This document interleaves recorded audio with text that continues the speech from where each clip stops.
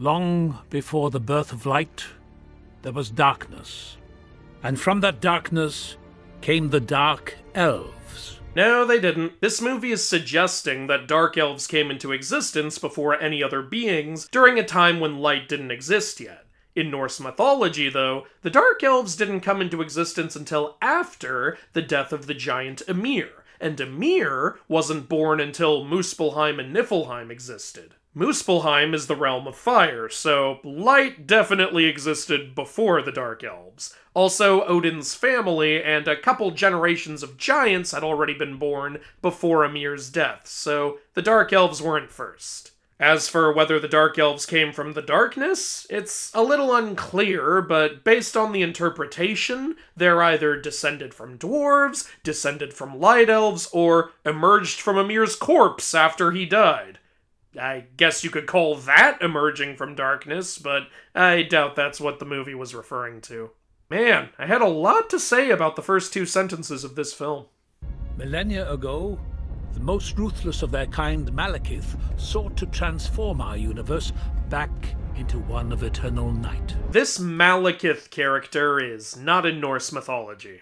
Also, the Edda describes Dark Elves as being blacker than ink, which is definitely not the case here. Such evil was possible through the power of the Ether, an ancient force of infinite destruction. No, it wasn't. Ether is actually the name of the Greek primordial god of light, and it's also a Greek word for clear or fresh air.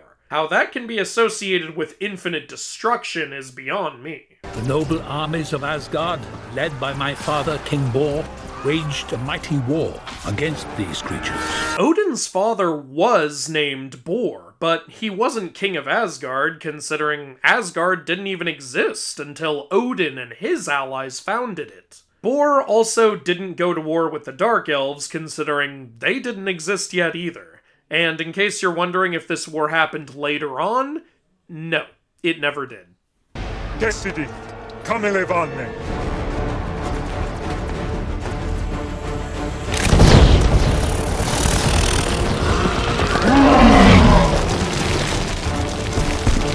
There is no mention of Dark Elves using performance-enhancing curses in Norse mythology. As the Nine Worlds converged above him, Malekith could at last unleash the Ether. You only showed 3 above him, though. Also, isn't he currently standing in one of the 9 worlds? What do you mean when you say they're converging above him? Even setting that aside, as I pointed out in my last video, the 9 realms are structured in a way that in some stories, characters can travel between them on foot, so there would never be a scenario where they're all on top of each other. Without it, the Dark Elves fell. Are these ancient Norse warriors shooting laser beams? Do I even need to say anything else? Apahi neshatenye. Sariyonta yena. Okay, there are some Norse stories that suggest the Dark Elves were very talented builders, even on par with the dwarves sometimes, but the list of accomplishments did not include giant floating spaceships. Sorry to pull you out of the magic there. Desire the Ether. Shall we destroy it? If only we could.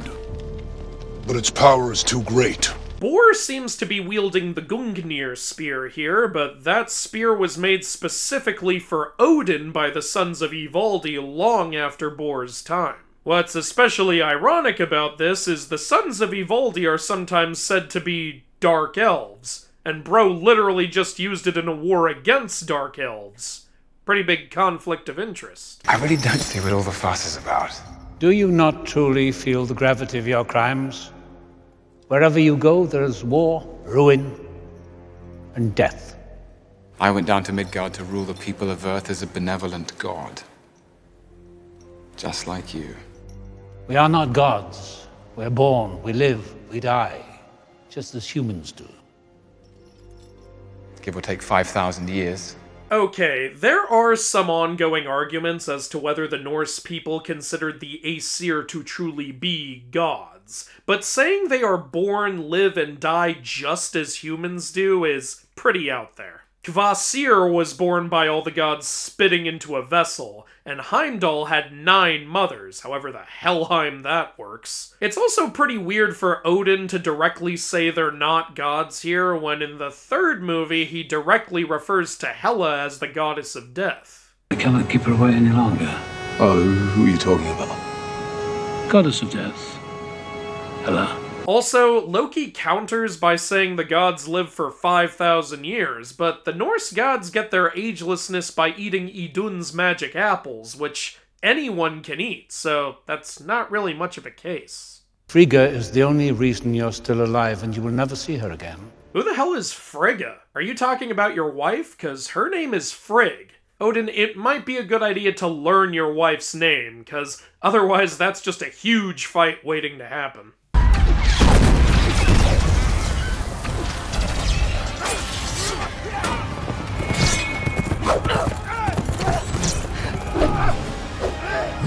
In this scene, Vanaheim is under attack and the Aesir have to show up and restore order, which is a bit weird considering Vanaheim actually has its own set of gods called the Vanir. These include Freyr, Freya, and Njord, all very powerful gods, so where exactly are they?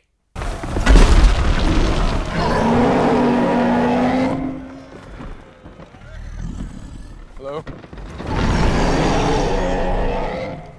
I accept your surrender.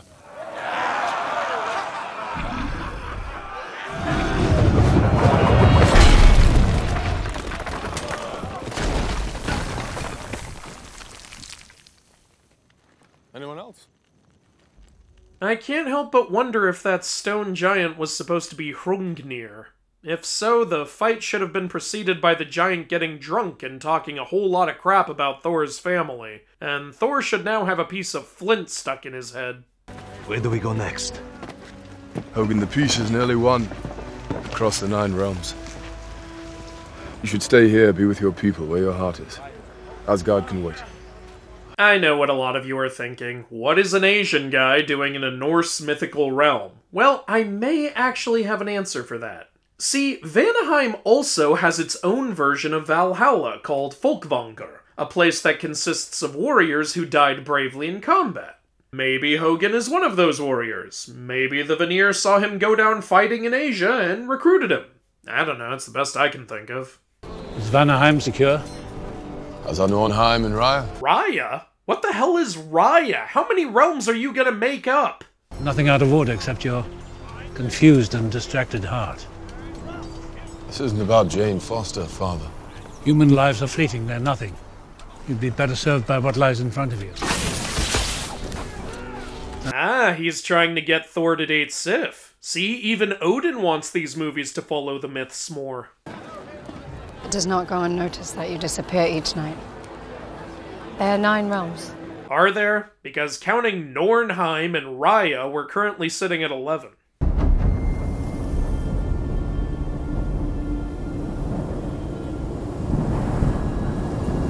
Svartalfheim, also called Nidavellir, is supposed to be an entirely underground realm comprised of tunnels and caverns with no sunlight whatsoever, and yet I can very clearly see the sky with clouds and light coming through. Dark elves can't even survive in sunlight. It turns them to stone. This is not an ideal environment. You didn't exist before the light, so I can see why remembering that time would be tricky. Is there any reason you can't just live underground like you do in Norse mythology? If you miss Ymir's corpse so much, feel free to hop right back in. My words are mere noises to you that you ignore them completely. She's ill.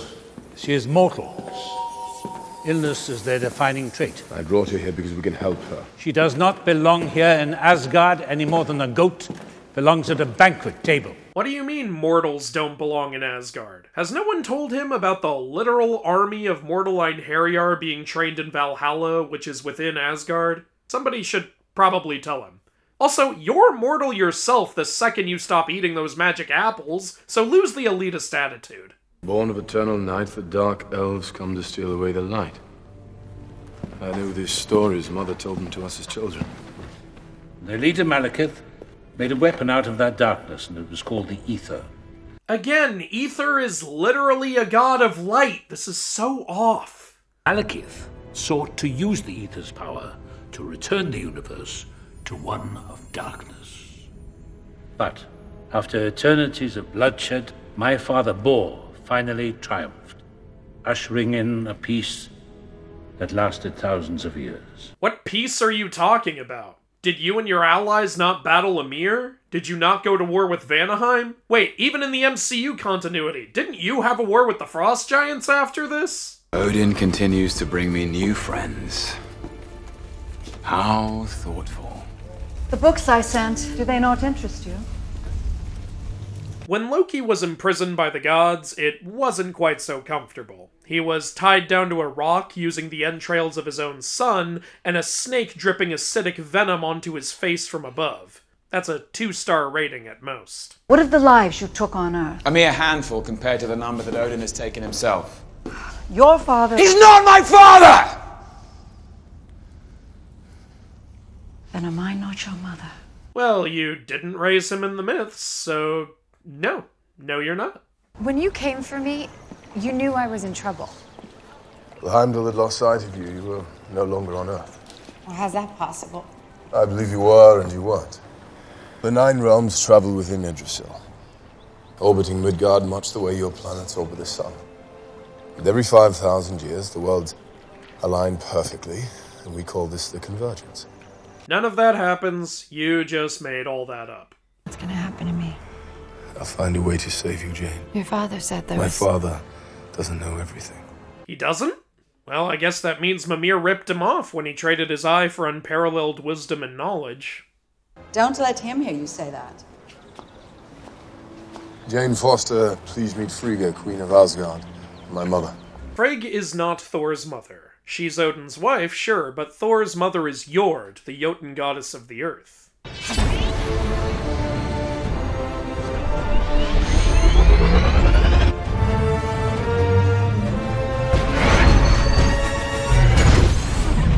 Wait, is this supposed to be the Wall of Asgard? Alright, well, still inaccurate, since in the myth it was built by a giant using rocks.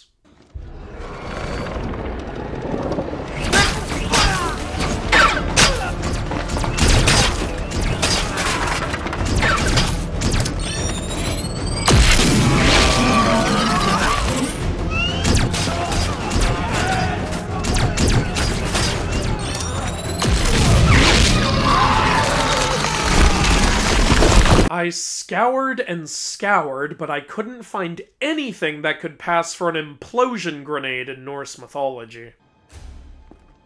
Where is the Aether? I'll never tell you. I believe you.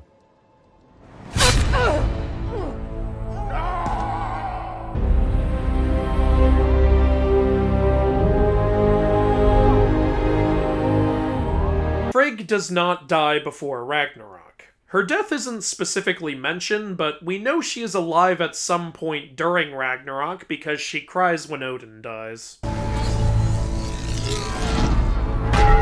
The Dark Elves go directly into the sunlight here, and yet they do not turn to stone. You missed a column. Shut up!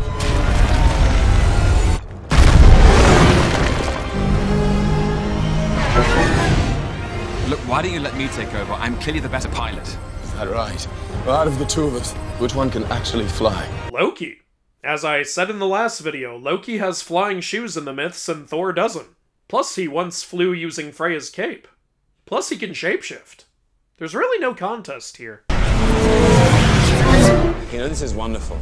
This is a tremendous idea. Let's steal the biggest, most obvious ship in the universe and escape in that. I'm pretty sure Naglfar is way bigger, considering that ship is big enough to carry all of the dishonorable dead and the giants. I'm afraid Loki may be guilty of hyperbole. You really think I cared about Frigga? About any of you? All I ever wanted was you and Odin dead at my feet. Don't forget about Balder. He definitely wanted Balder dead. He made that very clear. Jane! Hey, You can't just leave like that. The whole world is going crazy. All the stuff we saw is spreading. I think this is a good time to mention, in the myths, Thor has the ability to shrink Mjolnir down and wear it as a necklace when he's not using it.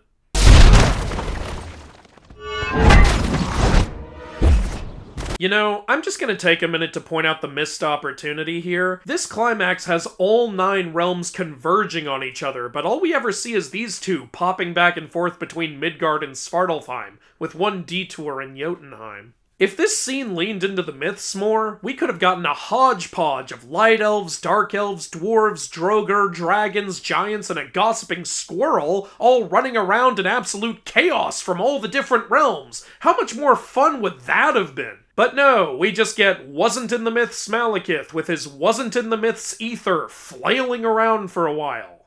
Riveting. Thank you, Father.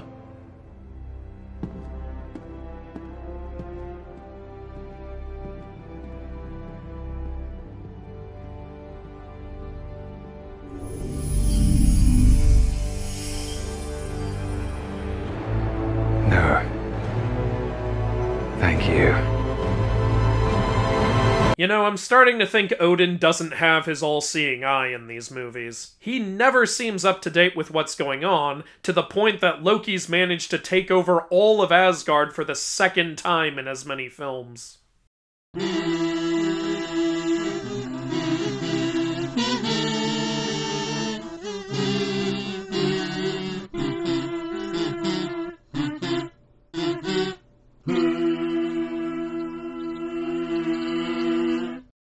Thor, report on the Hulk? The gates of hell are filled with the screams of his victims. Okay, props for using the right version of hell in the movie subtitles, but the victims Thor is referring to here died in a battle against the Hulk, which likely means they would have actually gone to Valhalla or Folkvanger. Helheim is for people who did not die in battle. I gotta have some of that. No. See, this was aged for 1,000 years. The barrels built from the wreck of Grunhild's fleet. There is no character named Grunhild in Norse mythology. Never one to shrink from an honest challenge. Get after it. It's physics. Right, so if I lift it, I then rule Asgard? Yes, of course. That's actually an Arthurian legend you're referencing there, Tony. That rule doesn't apply to Mjolnir. Hey, what do you mean he's just joking? Shut up! You know we take everything literally on this channel. This is it. The Water of Sight. This Water of Sight is clearly supposed to be the Well of Erd. Not sure why they didn't just call it the Well of Erd. In every realm, there's a reflection. If the water spirits accept me, I can return to my dream and find what I missed. I assume these water spirits are supposed to be the Norns, which are not exactly water spirits. There are water spirits in Norse mythology called Nukken, but I doubt he's referring to them considering Nukken do not have mental abilities and are in fact known for drowning women and children. The Norns, however, are deities who use the well to shape the destinies of mankind, so if he needs help seeing the future, I'm pretty sure he'd go to them. But then again, maybe he isn't, since apparently there's a realm called Nornheim in these movies, and they're probably over there. Even though in mythology, they're supposed to live in a place beneath the World Tree, and he's currently in Midgard. You know what? I have no idea how these films work. Men who enter that water. The legends don't end well. What legends are you reading? I've read stories where the gods literally have meetings there. Hi, thanks for watching, and thanks so much to the incredibly generous people on Patreon who make this video series possible. People like Lilith Jade Vaughn, Gilda Ramos, Double Ditto, Aiden Rudder, Interesting Name, Matthew Owen, Miyaka041, Orgus Bichot, Shadow Slaughter, Soaring Rock, Adam Whaley, Anthony Miano, Gwyn016, Justin Pruitt, X Arcade, Zaggard, Zach Horgan, AC Stevens 08, Airtank 58, Alex, Brooks, Average Brexit Geezer, Kane Kendrick, CJ the Boy, Damien Fireheart, Dominic Fournier Bessner, Feel the Wrath, Garrett Peterson, Habalon, James H., Jeff Jeffington, Jennifer McNeese, Jeremy Sunday, Cade, Carrie692, Kevin, Lassie Ehrenreich, Logan Krekik, Marco Gonzalez, Maria Potter, Nathaniel Frey, Quick to Adjust, Ricky Neboe, Saint Wolfman, and Ty the Tasmanian Tiger. Thank you guys so much. It really does mean something to me, as I'm sure you all know by now. And if you want to get your name in the credits of these videos and also be able to message me directly and sometimes get access to posts before they go up on YouTube because of copyright crap or other reasons, then consider joining the Patreon yourself. But even if you don't, you're a supporter just by watching my videos, and I appreciate that.